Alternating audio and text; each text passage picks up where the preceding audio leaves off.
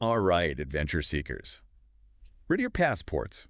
Because today, Passports are ready. we're going on a deep dive straight into the heart of South Africa. Absolutely. Thanks to Love to Visit South Africa, we're not just skimming the surface this time. Yeah. We're talking about unearthing those hidden gems. Unearthing On our places. that make you want to Yeah. book a one-way ticket. One way, that's it. Have you ever dreamed of finding peace at the foot of a mountain?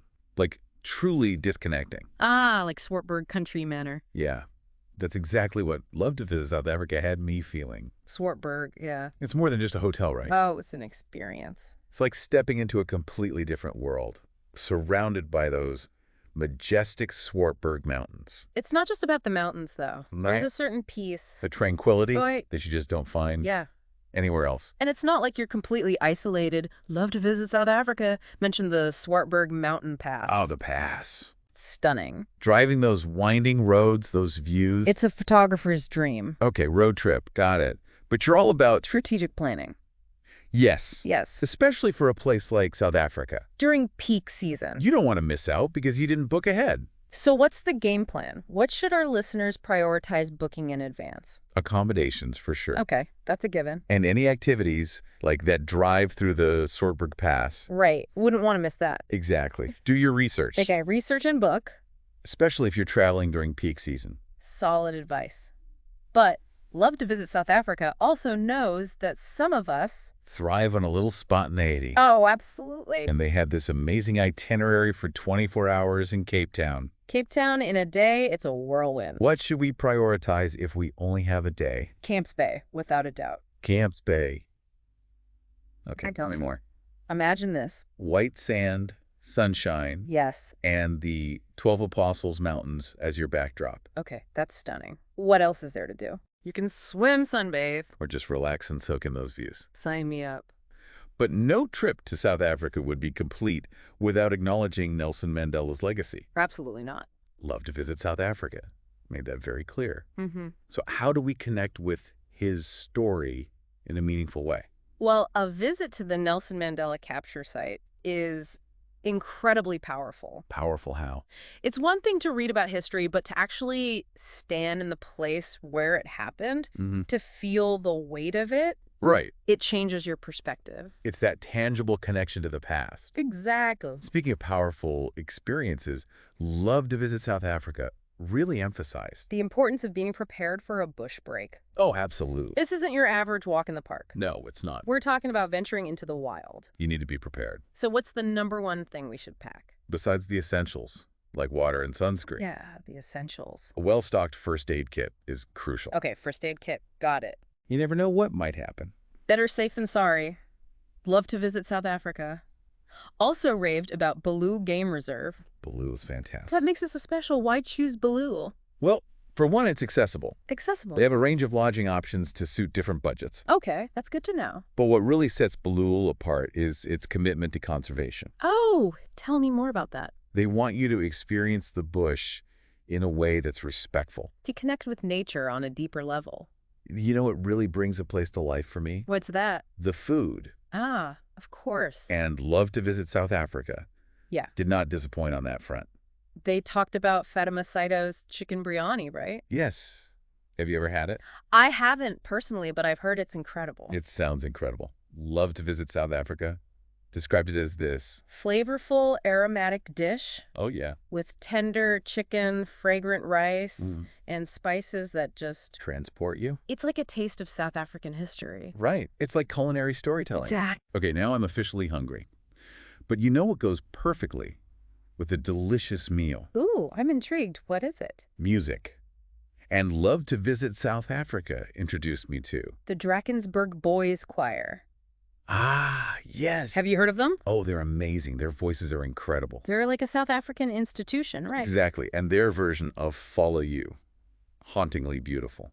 Okay, adding that to my playlist right now. You won't regret it. But Love to Visit South Africa didn't just talk about the well-known spots. No, they highlighted some hidden gems, too. Yes, like Dacombe's estate. Dacombe's Now that's a special place. You tell me everything. Okay, imagine. A 200-year-old Cape Dutch farm Wow. nestled in the Swartberg Mountains. So we're talking history, we're talking scenery. It's like stepping back in time. What else? Well, they produce their own wine. Of course they do. Terroir-driven wines, to be precise. Now, I have to admit, I don't always understand all those fancy wine terms. It basically means the wine is influenced by the unique environment where the grapes are grown. So when you sip wine at Decombes, you're really tasting the essence of the Swartberg Mountains. Exactly. Pretty cool, right? Very cool. What about food? Any culinary adventures at Decombes? Oh, absolutely. Their restaurant, the Marbled Wagyu, The name says it all. specializes in free-range Wagyu beef. Okay, you had me at Wagyu. It's a true culinary experience. Mountain views. Wagyu beef. I'm sold. And to top it all off, They have boutique luxury accommodations. you can completely immerse yourself in that tranquil atmosphere. Sounds like the perfect blend of indulgence and authenticity. Exactly. But Love to Visit South Africa reminded us that South Africa is more than just mountains and wineries. Right. We can't forget about the cities. Like Pretoria. Pretoria, often overlooked. Right. But Love to Visit South Africa made a strong case for adding it to the itinerary. And for good reason. What stood out to you about Pretoria? Well, first of all, the jacaranda trees. Oh, yes. The purple blossoms. Imagine strolling down those streets, surrounded by that vibrant color. It's like something out of a dream. Exactly. And beyond the beauty, Pretoria has a rich history. Right. Love to Visit South Africa. Talked about the Union Buildings and the Voortrekker Monument. Important landmarks. But they also emphasize that Pretoria is a modern city. With a thriving cultural scene. It's a city that has it all. History, culture, those stunning jacaranda trees. Pretoria definitely deserves a spot on the itinerary. It's amazing how one country can be home to such diverse experiences, right? From those peaceful mountains to bustling cities. And it really speaks to the magic of South Africa. And Love to Visit South Africa made sure. We didn't forget that Oh, no. they even had, A top 10. yes, a top 10 list of places. Had to narrow it down somehow, right? Right. And one that caught my eye. Was Table Mountain. Ah, iconic. Have you been? I have, and it's even more breathtaking in person. I can only imagine. The views are incredible. And then there were the Kirstenbosch National Botanical Gardens. Oh, Kirstenbosch. Another one I need to add to the list, apparently. What's so Yeah. special about them? Well, for one, the setting. Okay. Imagine this. Lush gardens, vibrant flowers, Mm-hmm. and Table Mountain in the background. Okay, that's a pretty amazing backdrop. It's like something out of a movie. I bet. But before we get too lost in all the amazing places to see, Love to Visit South Africa kept emphasizing one really important thing. what's that? Planning. Oh, crucial. Especially for those... Bucket lists. Yes. Those bucket list experiences. You don't want to miss out because you didn't plan ahead. No, not at all. Better be safe than sorry. Exactly. And, you know... Beyond the logistics and the booking and all of that, there's this deeper level of connection. that we can have when we travel. Absolutely. And in South Africa, I think a big part of that. Is understanding Nelson Mandela's legacy. It's woven into the fabric of the country. And Love to Visit South Africa really showcased that. It's about understanding his impact, not just on South Africa, but on the world.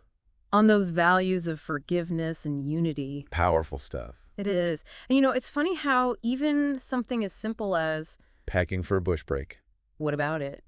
It can teach us about those values. Oh, I see what you mean. Being prepared, being adaptable. Respecting the power of nature. It all ties in. It does. Every experience, no matter how small, shapes our perspective. Exactly.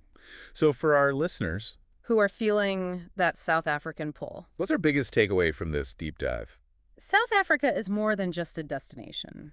It's Yeah. a journey, a tapestry of experiences. And today, we've just scratched the surface. We've explored mountains and cities, Talked about hidden gems and iconic landmarks. even discussed the importance of packing a first aid kit, We've given you a taste of the magic that awaits. and hopefully inspired you. To experience it for yourselves, because The best adventures are the ones we create. couldn't agree more. So go out there Embrace the unexpected. and discover the heart of South Africa. Safe travels. Safe travels.